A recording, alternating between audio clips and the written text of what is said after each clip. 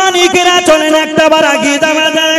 তাহলে আপনার কাছে আমি একটা বিষয় বললাম, চলেন আপনার কাছে আর একটা বিষয় বলছি।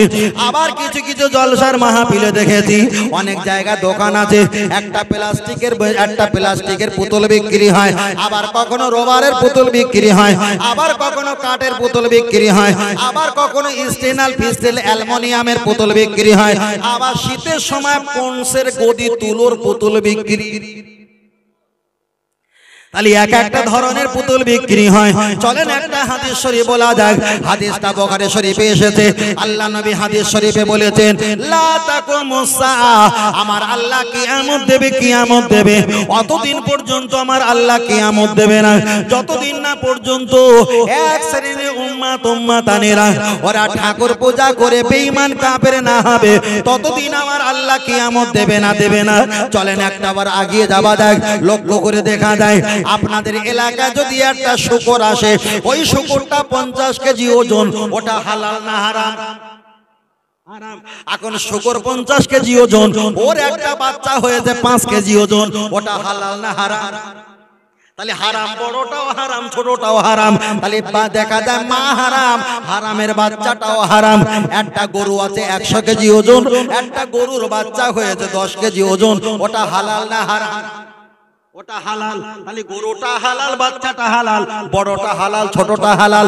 শূকর বড়টাও হারাম, ছোটটাও হারাম। তাহলে এখানে প্রমাণ হয়ে গেল এত বড় হারাম, এত বড় হারাম, এত বড় যদি জায়েজ হয়, এত বড় হলে ওটাও জায়েজ, ঠিক না বেটি? চলেন একটাবার বাক্য রচনা করি।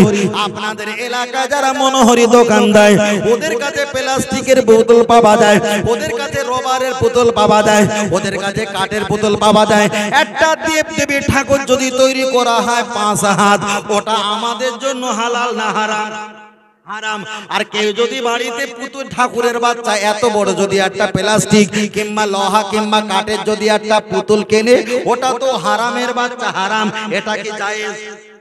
এটাও হারাম। তাহলে বড় শূকর যেমন হারাম, শূকরের বাচ্চা তেমনও হারাম।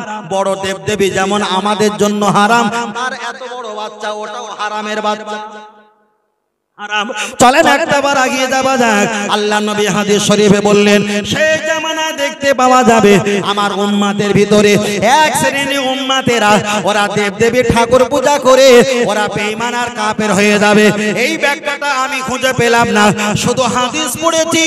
এক শ্রেণীর উম্মাতানেরা ওরা দেবদেবীকে ভালোবেসে ঠাকুর পূজা করে ওরা জাহান্নামে চলে যাবে। চলেন এবার একটা ব্যাখ্যা দেওয়া শুরু হয়ে যাক। আপনাদের এলাকা যারা বিক্রি করে, আমি চিনি না, জানি না, তবে শীতের সময় আখ ব্যবসাটা অনেক কমে যায়। আখ বিক্রি করার জন্য এখন বাবাজি বড় একটা চাকা ঘোরায়, ওই চাকা ঘোরানোর পাশে 3-4টে করে এত বড় ঘুমর বাঁধা আছে, এত বড় ঘুমর একবার পাক দিলে ঝুম ঝুম ঝুম ঝুম করে আওয়াজ হয়। নবী আমার বললেন, হাদিসটা বুখারীতে এসেছে, মা করলে দারসেন শয়তানো, বাদ্যযন্ত্র বাজানো ওটা হলো হারাম।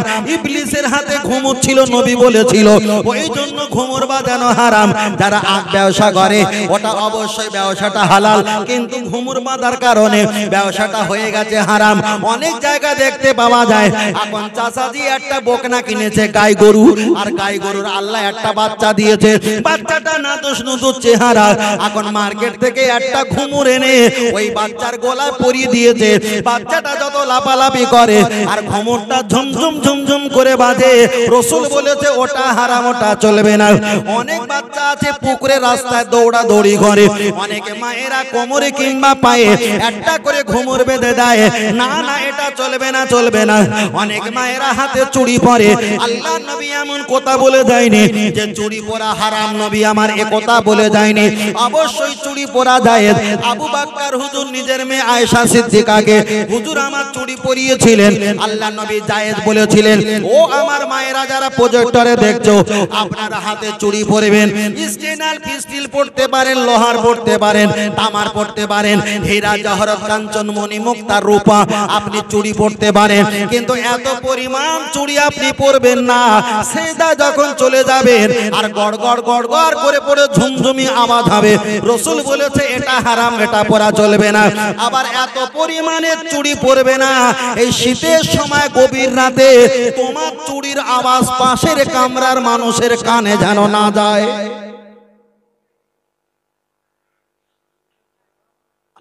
জি গলার আওয়াজ বাবু সবে তো বর্ণ পরিচয় শুরু করি যেন আদর্শ লিপি যদি দাও। ফের বলছি আমি কি কোনোদিনই ডাইরেক্ট বলেছি যে কুল্লু নাফসিন যায়িকাতুল সব মরে যেতে হবে, সেটা ব্যাখ্যা বলছিলাম না। আমি তো বলতাম নবীর ভালোবাসো, নবীর ভালোবাসো, ডাইরেক্ট বলতে পারতাম। বিভিন্ন লজিক উদাহরণ দিয়ে ঘুরে ঘুরে বলেছে, তার কারণ যাতে আন্তরিকতা বিশ্বাসটা গাঢ় হয়। ঠিক না বেটা বাবু? এটাই ওই জন্য আমরা যারা বেনামাজি আছি নামাজ পড়বো, তবে আমাদের বেনামাজিকে কাফের আমরা বলি না। কেন? তার ভিতরে নামাজ নেই, এটা কাফিরা গোনা, রোজা নেই, এটা গোনা, হজ নেই, গোনা, কিন্তু তার ভিতরে ঈমান আছে। এই কারণে নবী আছে বলে তার ভিতরে আমরা কিছু বলতে পারি না। ওই জন্য অন্য মতপথের মানুষেরা তারা বেনামাজিকে কাফের বলে ফতোয়া দিয়েছে। কথা বুঝলেন না?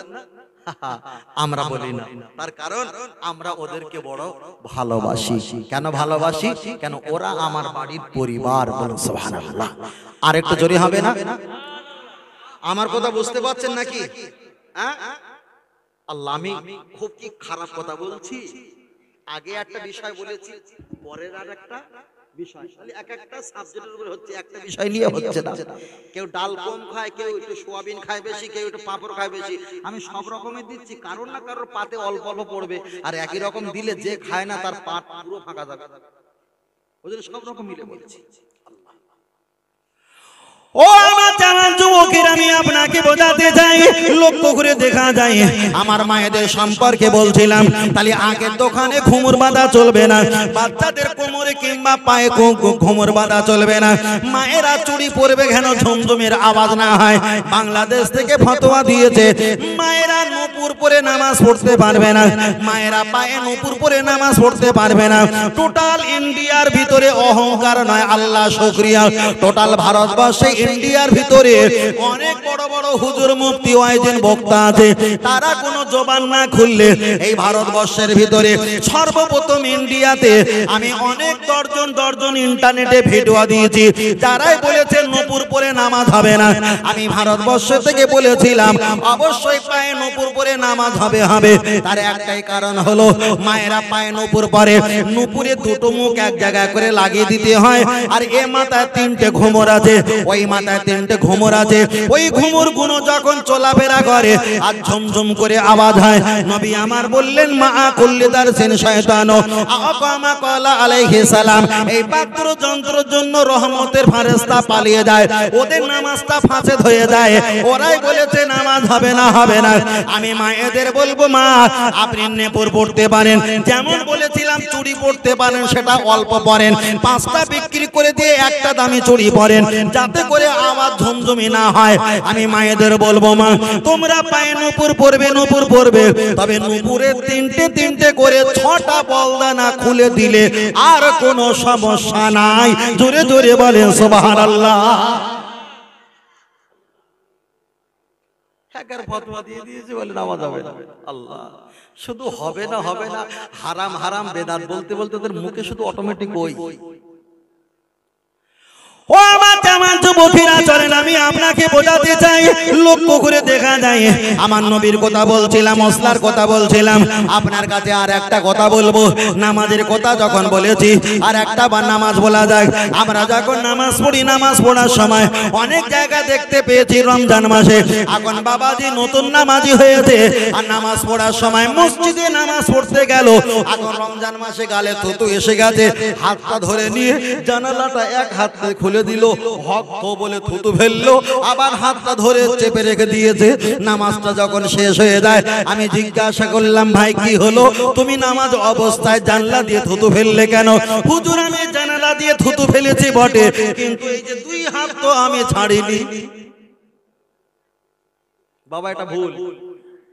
নামাজ পড়ার সময় কাউকে সালাম দেওয়া যাবে, থুতু যদি আসে খেয়ে নাও, কোনো সমস্যা হবে, কিন্তু নিয়ে ধরে রেখে জানলার কাছে এক হাতে গুঁতো মেরে ছেড়ে দিয়েছে, দিয়ার হক তো বলে থুতু ফেলে দিয়ে বলছে হুজুর আমি ছাড়িনি, ধরে রেখেছি।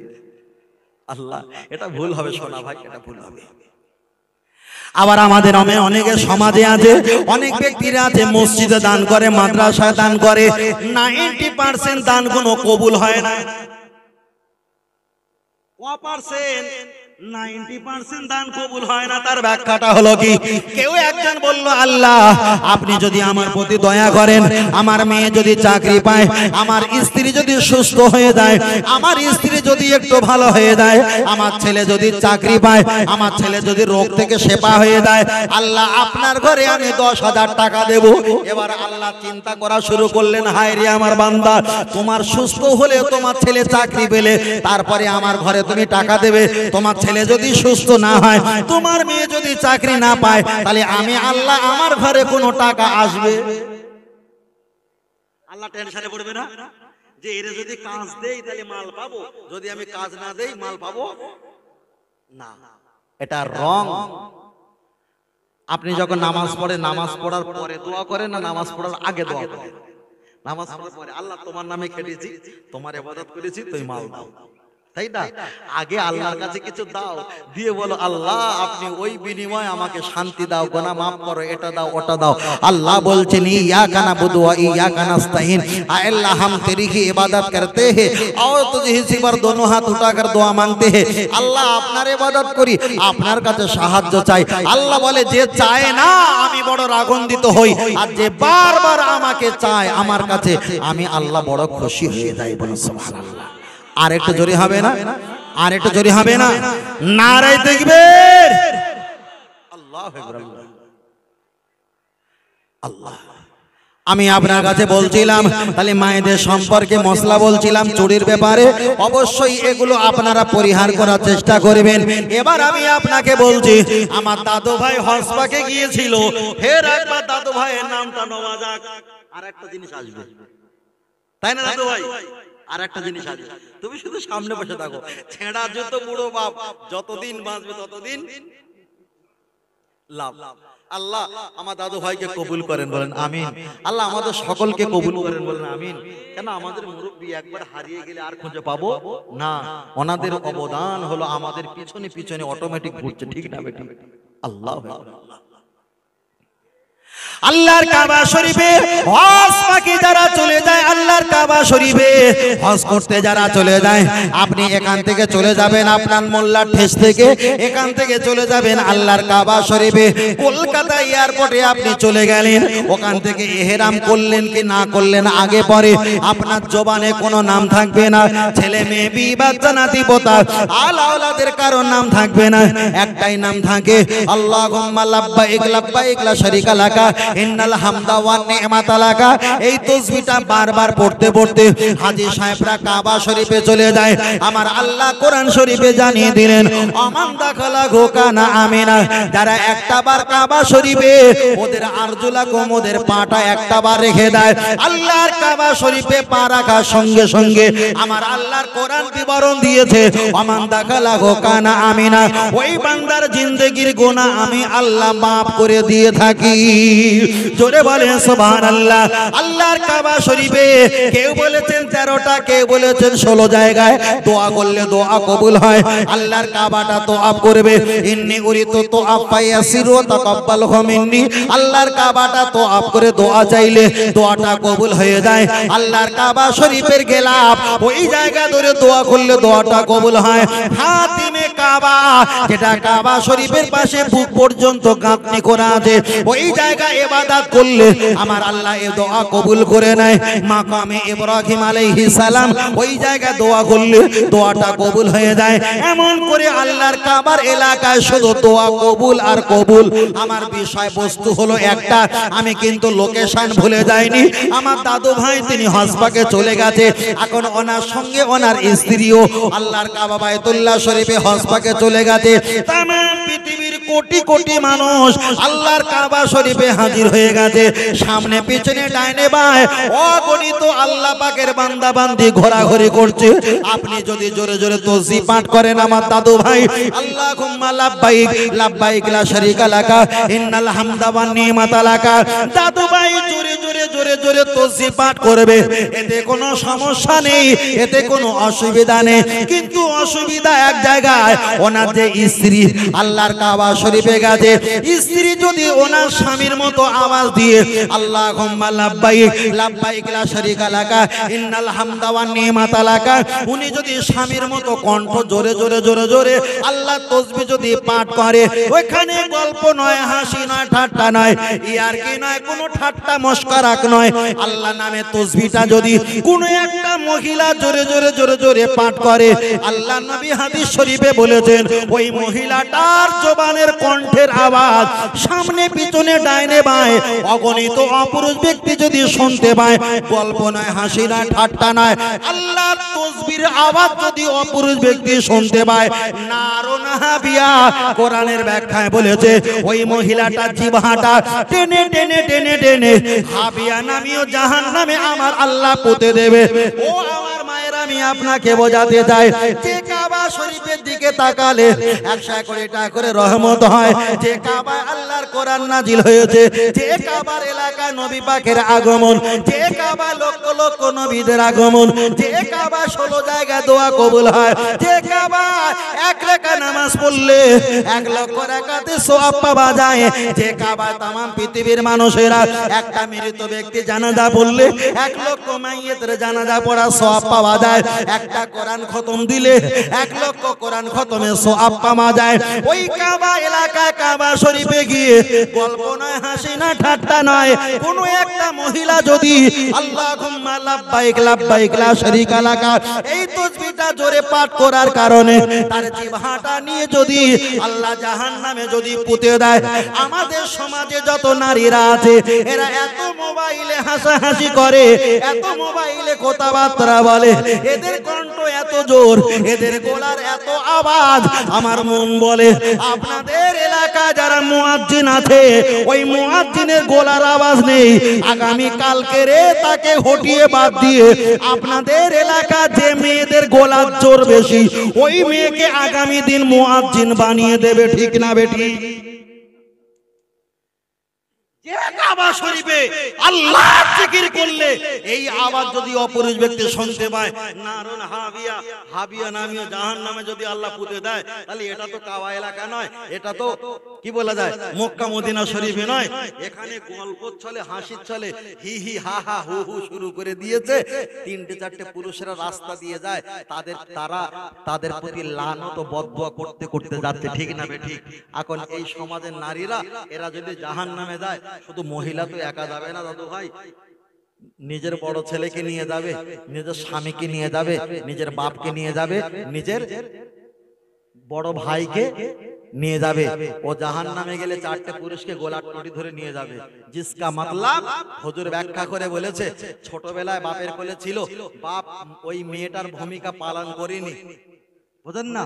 বাপ মারা যাবার পর বড় ভাই বাপের ভূমিকা পালন করেনি, বড় ভাই মারা যাবার পর স্বামীর কোলে এসেছিল, স্বামী কিন্তু স্বামীর তো ভূমিকা পালন করেনি, স্বামী মারা যাবার পর বড় ছেলে ছিল, বড় ছেলে মায়ের দিকে খেয়াল করেনি, ভূমিকা পালন করেনি। ওই জন্য 4টে পুরুষ, একটা নারী যদি জাহান্নামে যায়, 4টে পুরুষ জাহান্নামে যাবে। এখন দাদু ভাই, দাদি যদি এখন বিড়ি খায়, দাদি যদি এখন ব্লাউজ ছাড়া যদি শাড়ি গায়ে দেয়, এখন ইবাদত করার আগে ও হারাম করে আগে বাঁচা। কথা বুঝতে পারো না? এমন সমাজে কিছু মেয়ে মানুষ পাওয়া যায় না, ভিতরে জামা ছাড়া ওরা শাড়ি পরে আছে। এখন শীতকাল মানে আদবের কাল, এটা আলাদা, কিন্তু বেশিরভাগ আছে। আপনি আগে হেফাজত করেন, তার কারণ রাসূল বলেছে আর নিসা ও হাওয়ালাতে শায়াতিন, ওরা হলো শয়তানের জাল। তবে ওদের যদি কান করিছি কালা, পিঠ করিছি কুলো, যত মারবে 2 হাত দিয়ে কিলো, সোজা কিন্তু হবে না। তবু ছলে বলে কলে কৌশলে একটু এদিক সেদিকে পটিয়ে পাঠিয়ে ওদেরকে একটু রাখতে হবে, কিছু করার নেই। কিন্তু এই জিনিস খুব সাংঘাতিক জিনিস, কথা বুঝেন না? নবী আদমকে জান্নাত থেকে টেনে বার করেছে কে? ইবলিস। কিন্তু ইবলিস ডাইরেক্ট পারেনি, মা হাওয়াকে ওয়াইফাই করেছিল, জেন্ডার করেছিল, হোয়াটসঅ্যাপ করেছিল, ওই গ্রুপে ঢুকে নবী আদমকে মা হাওয়ার ওসিলায় বার হয়েছিল। এটাই ছিল আল্লাহ পাকের উদ্দেশ্য। এতে আমাদের হাত মারা চিন্তা করা অত দরকার নেই। তবে লজিক ছিল কি, মা হাওয়া আলাইহিস সালাম নবী আদমকে জান্নাতে থেকে বার করার সহযোগিতা করেছিল না করেনি? করেছিল। তাহলে আপনার মতো নামাজি মুসল্লিকে জান্নাত থেকে টেনে জাহান্নামে নিয়ে যাবে না শনি আর মঙ্গল? বুঝলেন না? আল্লাহ আমাদেরকে হেফাজত করেন, বলেন আমিন। আর একটু জোরে হবেন আল্লাহুম্মা আমিন। পিছন থেকে ছেলেরা তাকবীর দেন, নারায়ে তাকবীর। মনে হচ্ছে বালি দেয়, মনে হচ্ছে বালি দেয় ভাই। ও প্যান্ডেল ওপাতে তকবীর দিচ্ছে না, ও প্যান্ডেল ওপাত দিয়ে তকবীর দিচ্ছে। আলহামদুলিল্লাহ, যাক তবু তো নারায়ে তাকবীর বলেছে তো, যাক ওনাকে যেন আল্লাহ আমাদের ভিতরে শামিল করে নেয়, তাই না? আমাদের এই ভালোবাসার কারণে উনিও তো আমাদের আপনজন হতে পারে। কেন একজন সাহাবা উযু করা ভুল করেছে, নবী বললেন তুমি দাঁড়াও, তোমার উযু করার সময় আমি ছিলাম, আমার উযু করার সময় তুমি থাকবা না? বলেন ইয়া রাসূলুল্লাহ বিয়াদবি নেবেন না, আমি আছি। রাসূল উযু করলেন, সাহাবাটা বললেন হুজুর আপনার মতো তো আমি উযু করতে পারি নাই, আমার উযু আপনার সঙ্গে মিল নাই। রাসূল তো ওই জন্য বললো তুমি আমার উযুটা দেখো, তোমার বেলা আমি ছিলাম, আমার বেলা তুমি থাকো। ওখান থেকে কেয়াস করে নিলাম, ওনার ভুলটা ডাইরেক্ট আমরা ধরবো না, আমরা তার জন্য কল্যাণ করি, তিনিও আমাদের এই ভিতরে আসবে, আসার জন্য দেখেন মন ছটফট করছে, তবে একদিন না একদিন আসবে। আল্লাহ আমাদের প্রত্যেক ভাইকে ঈমানের সঙ্গে কবুল করেন, বলুন আল্লাহুম্মা। আর একটা সকলে বলি আল্লাহুম্মা, আর একটা সকলে বলি আল্লাহুম্মা আমিন। একটু হাত তুলে তাকবীর হবে না? হবে না? হবে তো মাশাআল্লাহ, অলসতা দূর হবে না বাবা? দূর হবে। তাকবীর দেন, নারায়ে তাকবীর। তুমি হাত তুলো তো, মাইকটা রাখো না ভাই, শুধু ওয়াজ করা ঝোঁক, বুঝতে না? এটা তো হাত তুলি না বাবা, সকলে হাত তুলি, একটু হাত তোলেন, নারায়ে তাকবীর।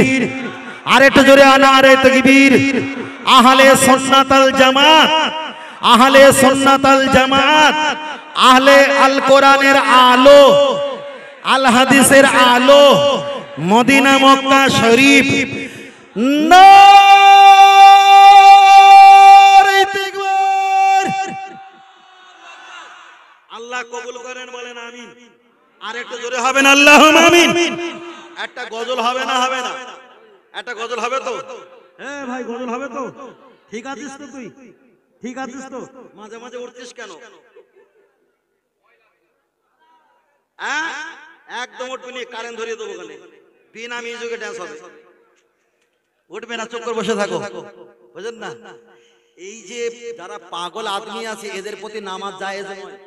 মশলা শোনেন, এদের প্রতি নামাজ জায়েজ নয়, যুদ্ধ জায়েজ নয়, হজ জায়েজ নয়, যাকাত জায়েজ নয়। তাহলে এই ইবাদতগুলো যায় না, করলে সওয়াব, করলে সওয়াব, অপরিহার্য নয়। কিন্তু এরা দুনিয়ার কোনো স্বাদ না পেলে কিন্তু আখিরাত এদের জন্য ওপেন। কথা বুঝতে পেরেছেন? আখিরাত এদের জন্য ওপেন। কিন্তু আমরা দুনিয়ার স্বাদ গ্রহণ করে আমাদের চোখ এত কঠোর পাকষ্ট হয়ে গেছে, কান্নার চেষ্টা করি, কান্না আসে না। তবে দাদু ভাই, এতক্ষণ যখন আপনাদের নিয়ে বলেছি, আর একটা কথা বলছি, মাথায় যদি নেন কপাল ভালো, আর না হয় কপাল ফাটলো। আপনার গরু ছাগল মোষ কিংবা মুরগি পাখি রাখার জন্য একটা ঘর করা আছে না নাই? সাইকেল বাইক গাড়ি রাখার জন্য একটা ঘর আছে না নাই? আছে। বাহ! আপনার ছেলে মেয়ে পরীক্ষা লেখাপড়া করার জন্য সুন্দর একটা কামরা আছে না নাই? পৃথিবীতে ছেলে বৌমার জন্য একটা কামরা দিয়েছেন না দেননি? সকলের কামরা ছাগল ভেড়া পশু প্রাণী দিয়েছেন। আপনি যে আল্লাহর গোলাম, আল্লাহর কাছে তো অনেক কিছু বলার আছে, কান্নাকাটি ব্যাপার আছে। আপনার জন্য স্পেশাল ছোট এত বড় ভিটে বাড়ি, এত বড় সম্পত্তির ভিতরে একটা ছোট কামরা নেই, যেই কামরা বসে আমি আল্লাহকে ডাকবো? এই কামরা বসে একটু ভাত খাবো, দুপুর বেলা একটু নামাজ পড়বো, কেউ আমার ডাকার সুযোগ পাবে না, ইচ্ছা মতো গাল বেঁকি আল্লাহকে ডাকবো, আল্লাহ কত গোনা করেছি, গোনার কথা খেয়াল করবো আর কান্নার চেষ্টা করব। এমন কোন ঘর, এমন করে একটা ঘরের ভিতরে নির্ণয় করেছি, কোনো জায়গা করিনি। বৌমা বলছে আব্বা জি নামাজ পড়ছো পড়ো, আমি ভাত তারে খুলছি। শ্বশুর আব্বা 5G নামাজ পড়া শুরু করেছে, ও 90 বছর পর ঘোড়ার কুচু হবে। কথা বুঝতে পারেননি? 90 বছর পর খুশু খুজু, ফের বলেছিলাম মোহব্বত। বৌমা বলছে আব্বা আপনি নামাজ পড়ে নেন, আমি ভাত খুলছি। এখন বৌমা যদি ভাত খোলে আর শ্বশুর যদি দেরি করে নামাজ পড়ে, তাহলে মনে মনে করবে আমার শ্বশুর কেতনা নামাজ পড়তেছে, আবার শ্বশুর মনে করে বৌমারে অযথা ঠান্ডার সময় কষ্ট দিচ্ছি, ঠিক না বেটি? আবার যদি তাড়াতাড়ি নামাজ পড়ে, বৌমা বলবে আব্বা জি তো নামাজ তো তাড়াতাড়ি হয়ে যায়, তাহলে প্রতিদিন ভাত খোলার আওয়াজ দেবো, আব্বা যে নামাজ পড়বে, খোলাও শেষ, নামাজ পড়াও শেষ। এসব ভণ্ডগিরি বাদ দেন। পায়খানা আগে না নামাজ আগে? কথা বলে না। আগে পায়খানা তারপরে নামাজ। আগে ক্ষুধা লেগেছে, খাবেন না নামাজ পড়বেন? আগে খেয়ে নেন তারপরে নামাজ পড়বেন। ইসলাম কত শান্তি। নবী মুসা আলাইহিস সালামের জামানায় আল্লাহ ফতোয়া জারি করে দিয়েছে, নবী মুসা তোমার উম্মতরা গরু গোশত খাবে, আল্লাহ খাবে, তবে তোমার উম্মতরা গরু গোশত খেতে পারে, তবে চর্বি খাওয়া হারাম। আচ্ছা বলেন দিন, আমরা গরু গোশত কিনি, যদি চর্বি বাদ দেই গরু গোশত আর আছে বলে মনে হয়? আল্লাহ কি কঠিন করে দিয়েছিল, আমাদের কি সহজ? গোশত খাও, চর্বি খাও, পা খাও, হাড্ডি খাও, খুর খাও, ঠ্যাং খাও, নাড়ি ভুড়ি যা আছে এগুলো মাকরু খেতে পারো, নাও খেতে পারো, খাও, কোনো সমস্যা নেই। আবার আল্লাহ নবী মুসার উম্মতকে বলো, নবী মুসা তোমার উম্মতকে বলছে স্বামী স্ত্রী মিলন হবার পর কাপড়ে যখন নাপাক লেগে যাবে একটু কাঁচি দিয়ে কেটে দেবে, কাঁচি দিয়ে কেটে দেবে। কি সমস্যা, নতুন জামা পরিয়েও হয় সমস্যা, কিন্তু আল্লাহ আমার হাবিবের জন্য সহজ করে দিয়েছে, এখানে 3 বার ধৌত করবে পবিত্র। সুবহানাল্লাহ। আর একটু জোরে হবে না? তাহলে নবীর শানে গজল হবে তো, ইয়া রাসূলুল্লাহ, ইয়া হাবিবাল্লাহ। কেন আমরা নবীর পক্ষে কথা বলছিলাম, এর ভিতরে নামাজের পক্ষ ছিল, নামাজের বিপক্ষ ছিল। যারা নামাজ নিয়েছে নবীকে বাদ দিয়েছে তাদের জন্য রিয়াকশন ছিল, আবার আমরা নবীকে নিয়েছি, নামাজকে নিয়েছি, আমাদের ভিতরে সব রকমের আমল আছে, ঠিক না বে ঠিক? তাহলে ইয়া রাসূলুল্লাহ, ইয়া হাবিবাল্লাহ সকলে বলবেন তো বাবু ভাই? মাশাআল্লাহ, মন খুলে বলো, বললো ইয়া রাসূলুল্লাহ, ইয়া হাবিবাল্লাহ, জোরে জোরে ইয়া রাসূলুল্লাহ, আরো জোরে ইয়া রাসূলুল্লাহ। গোলাপ নীলাম, গাধা নীলাম, নীলাম রজনী গন্ধা, মনের সুখে মালা গেঁথেছি সকাল থেকে সন্ধ্যা। বলুন সুবহানাল্লাহ। আর একটু জোরে হবে না সুবহানাল্লাহ? আর একটু শোষে পড়ে হবে না? তবে একবার দেখা দাও যদি ও গো কামলি আলা, একবার দেখা দাও যদি ও গো মদিনা আলা, হাসি মুখে পাঠাবো তোমায় হাজার কিয়ামের নজরানা। বলো বলো ইয়া রাসূলুল্লাহ, ইয়া হাবিবাল্লাহ, আর জোরে ইয়া রাসূলুল্লাহ। সাদা ফুলকে পছন্দ করি তুমি রংটি কোথায় পেলে, সাদা রংকে পছন্দ করি তুমি রংটি কোথায় পেলে, নূর নবীজির নূরানি দাঁত সাদা ছিল বলে। বলো সুবহানাল্লাহ। আর একটু জোরে বলে, আর একটু আওয়াজ দিয়ে বলে, লাল ফুলকে পছন্দ করি তুমি রংটি কোথায় পেলে, ওহদ ময়দানে নবীজির রক্ত লাল ছিল বলে। আর একটু জোরে বলেন, আর একটু জোরে বলেন। তাই লাল সাদার দোকান থেকে তুলে গেঁথেছি মালা, সুযোগ পেলে দাঁড়িয়ে পাঠাবো হাজার কিয়ামের নজরানা। একবার দেখা দাও যদি ও গো কামলি আলা, একবার দেখা দাও যদি ও গো মদিনা আলা, হাসি মুখে পাঠাবো তোমায় হাজার কিয়ামের নজরানা। বলো বলো ইয়া রাসূলুল্লাহ। বাহ, আরো জোরে ইয়া রাসূলুল্লাহ। হলুদ ফুলকে পছন্দ করি তুমি রংটি কোথায় পেলে, নূর নবীজির নূরানি চেহারা হলুদ ছিল বলে। সবুজ রংকে পছন্দ করি তুমি রংটি কোথায় পেলে, জান্নাতি হুরে নারীর পোশাক সবুজ থাকবে বলে। তাই লাল হলুদের সাদা সবুজের দোকান থেকে তুলে গেঁথেছি মালা, সুযোগ পেলে দাঁড়িয়ে পাঠাবো হাজার কিয়ামের নজরানা। একবার দেখা দাও যদি ও গো কামলি আলা, একবার দেখা দাও যদি ও গো মদিনা আলা, হাসি মুখে পাঠাবো তোমায় হাজার কি আমের নজরানা বলো বলো ইয়া রাসূলুল্লাহ বাহ আরো জোরে ইয়া রাসূলুল্লাহ নারে তাকবীর আল্লাহ কবুল করেন বলেন আমিন আর একটু জোরে হবে না আমিন হ্যাঁ বাবু আর একটু জোরে বলো আমিন